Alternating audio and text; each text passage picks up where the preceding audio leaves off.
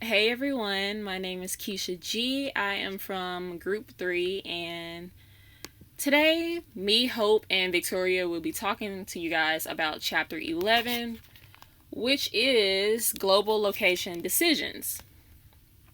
So, let's get started. For the introduction, looking forward, value chains disrupted by evolving technologies such as digitalization, automation, and 3D printing will significantly impact how companies invest and how they define a competitively advanced location. That's from IBM Institute for Business Value. Moving on, we have McDonald's and how it has been extraordinary at site selection. It was a pioneer in studying the best places for retail locations. One of the things it did is study very carefully where sprawl was headed. And last, we have globalization continues to reshape the international economy. For many organizations, global expansion can have a tremendous and positive impact on both top and bottom line. For others, expanding or relocating a business may be a matter of survival as they face increasing pressure from foreign competitors. Moving on. We have the learning objectives after completing this chapter.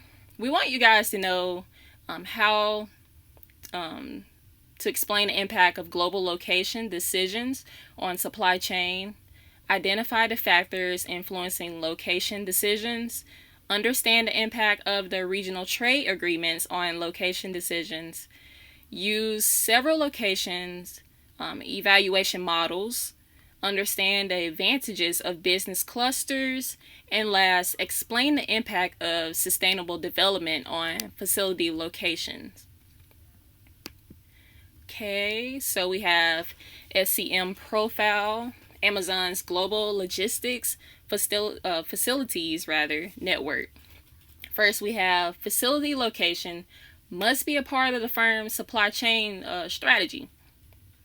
We have companies can locate anywhere in the world due to increased globalization, technology, transportation, and open markets. Location still matters. Industry clusters show that innovation and competition are geographically concentrated. And then last, we have global location decisions involve location of facility, defining its strategic role and identifying the markets it serves. So moving on, we have Dr. Khosra Firdos. I think I said his name right. Suggests 6 location types. So the first one is offshore factory, which means low cost investment and labor costs. We have source factory, which is when the firm uses government incentives and low exchange risk and tariff barriers to reduce taxes and logistic costs. Contributor factory, which is when the firm is involved in product development, production planning, procurement decisions, and developing suppliers. And then we have outpost factory, which is embedded network of suppliers, competitors, research facilities for materials, components, and products. And then last, we got lead factory, which is firm is source of innovation and competitive advantages of the organization. All right. Next, we have regional trade agreements, RTA, and WTO, which means World Trade Organization, successor to the General Agreement on Tariffs and Trade. Functions included with that would be administering agreements, forum for trade negotiations, trade disputes, monitor trade policies, aid for developing countries, and last, international organizations. All right. RTA and WTO continued. So we have European Union, started in 1950, set up after World War II. The EU consists of 27 members. North American Free Trade Agreement, which is NAFTA, started in 1994. Among the US, Canada, and Mexico, we have Southern Common Market, and you guys can read that. We have Association of Southeast Asian Nations, and we have Common Market of Eastern and Southern Africa. Going straight through to competitiveness of nations. So first, you guys got to know that this is the degree to which a country produces goods and services which meet the needs of international markets while maintaining or expanding personal real income over time.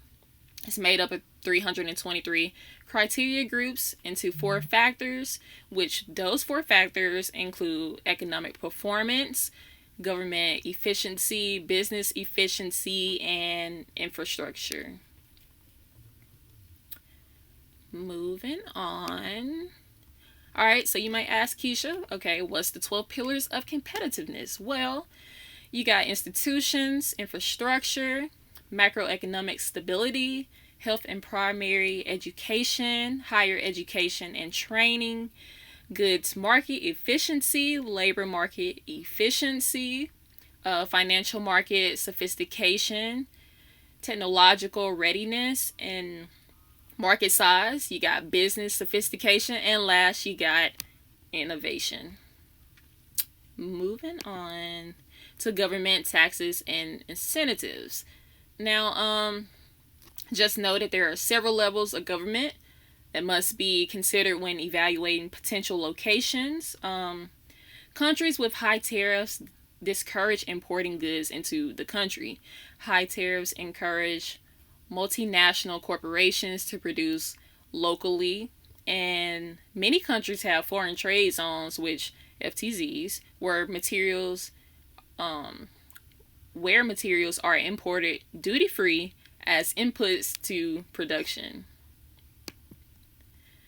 All right, so currency stability, which means basically impacts business costs and sequentially location decisions. So we have, and I think this is my last slide, we have environmental issues, which is trade liberalization and how it creates needs for environmental cooperation. We got the NAAEC, which is North American Agreement on Environmental Cooperation. You got coordination of environmental issues will mitigate greenhouse gas production and ozone depletion, production of nitrogen and sulfur dioxide, and last but not least, you have deforestation. All right, guys, I hope you learn a lot from my slides. I know Hope and Victoria will be following after me, so yeah, have a great day.